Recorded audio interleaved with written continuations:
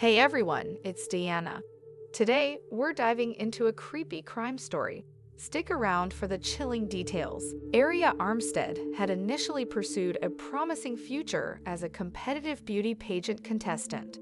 However, within a brief span of time, her life took a different turn, leading her into the confines of a prison. Born in 1997 and raised in South Florida, Armstead was known among friends for her infectious smile and lively personality. According to Christine Kimbrough, a friend, Aria was a ball of energy at all times. She wanted to be friends with everyone she met. During her teenage years, Aria Armstead actively engaged in the world of beauty pageantry, leaving an indelible mark by securing the esteemed title of Miss Congeniality in the highly competitive Little Miss Florida pageant. This period in her life was marked by a profound passion for the experience, and according to her friend Christine Kimbrough, Aria not only embraced the competitions, but also reveled in embodying the role with genuine enthusiasm. Kimbrough fondly reminisced, Aria loved the entire experience, and she truly relished playing the part with an infectious zest. As she navigated the glamorous world of beauty contests, Aria's vibrant personality and radiant smile became synonymous with her identity.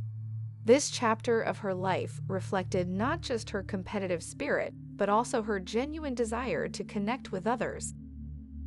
As time passed, Aria Armstead's enthusiasm for the pageant scene waned, leading to a shift in her perspective. The pressure to participate, largely stemming from her mother, became a source of tension, straining their once close relationship. Christine Kimbrough shared insights into Aria's evolving sentiments, stating she would talk about how she didn't like the pressures of performing or potentially being a failure in her mom's eyes.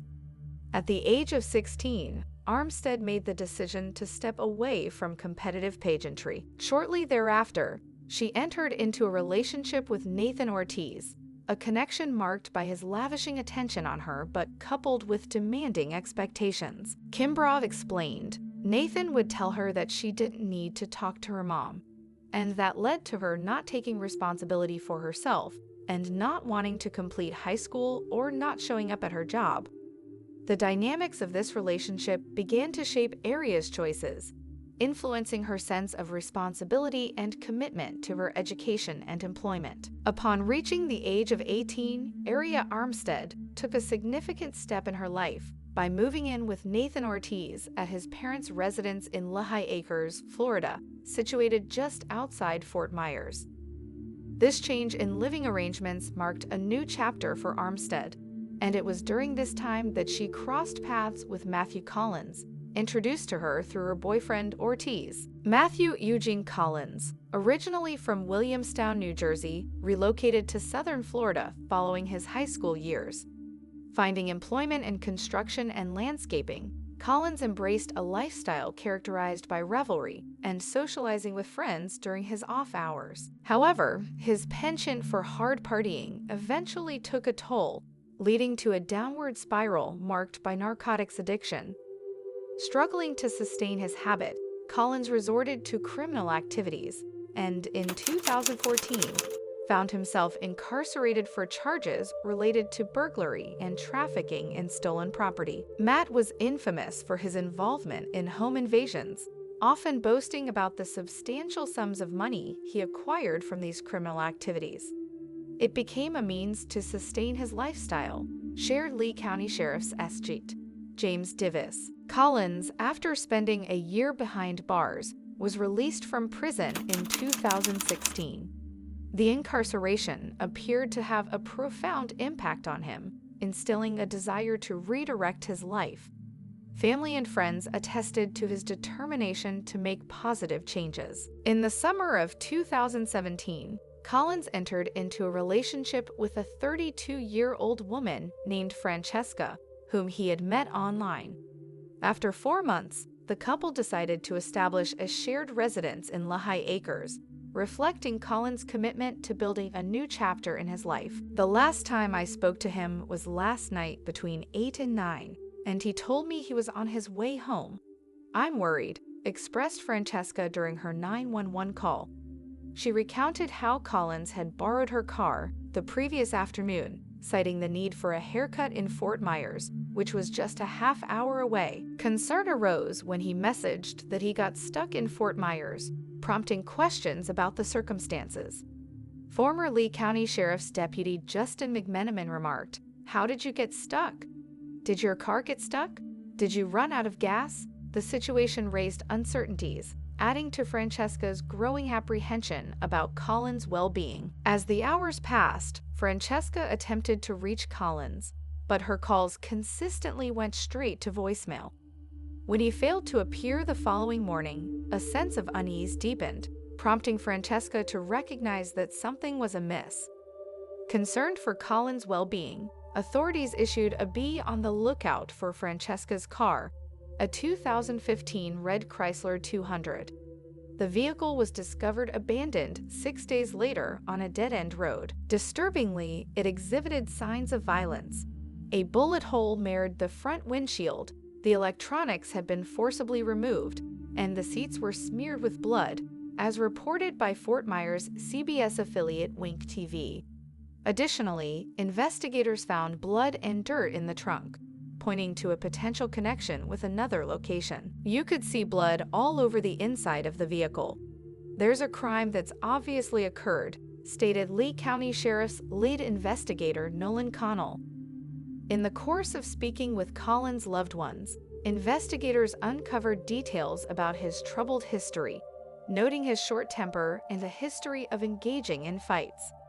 Matthew's father, Mike Collins, expressed concerns to investigators, revealing apprehension about his son potentially relapsing into drug use. Francesca, in her discussions with investigators, shared unsettling details about strange messages she received from Collins' phone the day after his disappearance. "Friday, I got a text message and it said, 'This is Tiffany, he's with me now,' so I said, 'Answer the phone.' I got a message back, something along the lines of, 'I've been cheating on you. I can't change the person I am,'" recounted Francesca, shedding light on a potentially distressing aspect of the circumstances surrounding Collins' disappearance. Investigators discovered Tiffany's phone number in Collins' phone records. However, when authorities contacted her, she asserted that they had never met in person.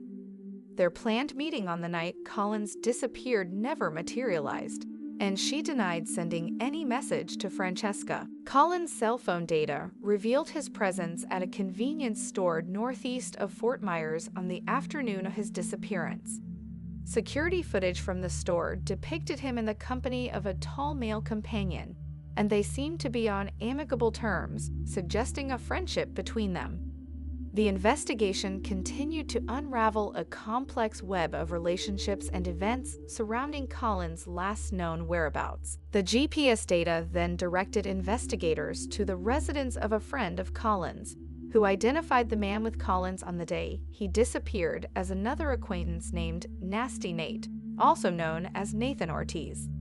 Collins' GPS data ceased near Ortiz's home in Lehigh Acres. When investigators interviewed Ortiz's parents, they disclosed not having seen him or Armstead for several days.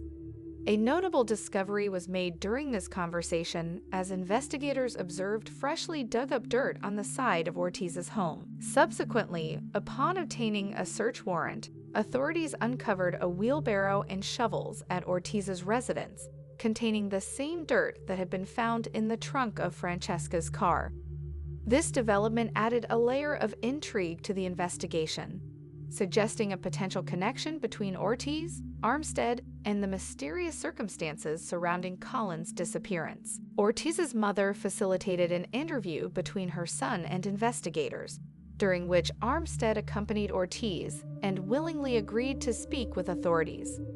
Armstead openly acknowledged her acquaintance with Collins and their shared social interactions. With minimal prompting, she asserted that she last saw him on October 12, the night he disappeared. According to Armstead's account, she and Ortiz were driving around Lehigh Acres with Collins when he began using drugs, triggering an argument between Collins and Ortiz.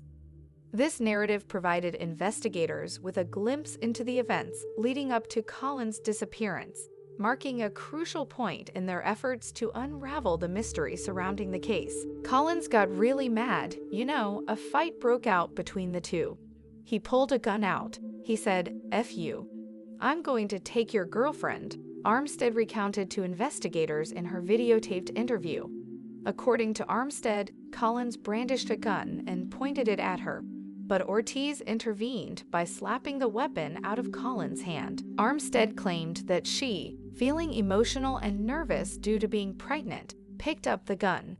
Expressing a sense of panic, Armstead described the intense moment, stating, "I was panicking. I'm pregnant, I don't know what to do. And in that split second, I just went like that and that was it. I ended up pulling the trigger."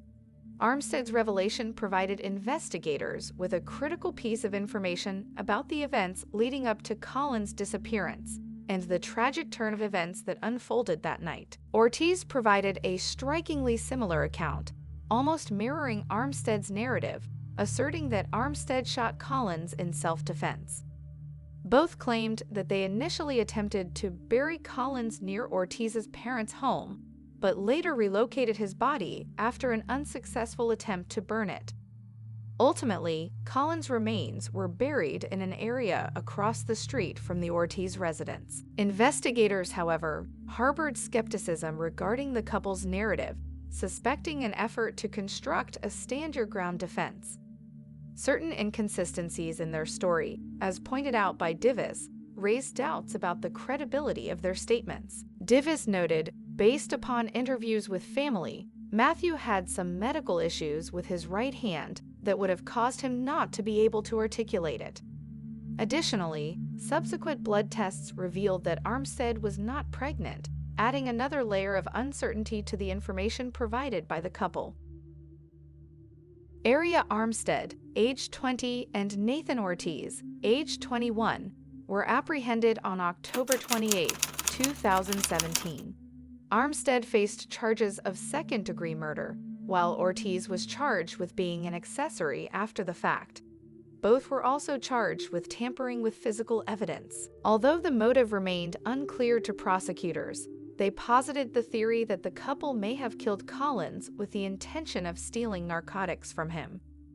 The arrest marked a significant development in the investigation into the tragic events surrounding Matthew Collins' disappearance and death. Both Aria Armstead and Nathan Ortiz are charged with tampering with physical evidence, as reported by the sheriff's office. Armstead's bond for both charges is set at $950,000. Conditions of her bond include restrictions on her presence in specific locations related to the case unless accompanied by law enforcement. Specifically, she is barred from returning to 59th Street West and Vera Avenue North, 5901 Sally Avenue North, 5902 Sally Avenue North, or any places where evidence might be located. Additionally, Armstead is prohibited from having contact with Ortiz. On the other hand, Ortiz's bond for both charges is set at $500,000. These legal proceedings and conditions mark the formal legal response to the charges brought against Armstead and Ortiz in connection with the tampering of physical evidence. Nathan Ortiz entered a guilty plea and cooperated with investigators, providing assistance in locating the murder weapon and agreeing to testify against Aria Armstead in her trial. As a result, Ortiz received a sentence of 42 months in prison and was released in October 2020. In the case of Aria Armstead, she pleaded guilty to first-degree manslaughter, tampering with evidence, and abuse of a corpse. Subsequently, she was handed a 40-year prison sentence. As of the latest information, Aria Armstead is scheduled to be released from prison in 2037. These legal outcomes mark the resolution of the case involving the tragic events surrounding the death of Matthew Collins. Thanks for joining today's crime journey. I'm Diana, your guide in the shadows.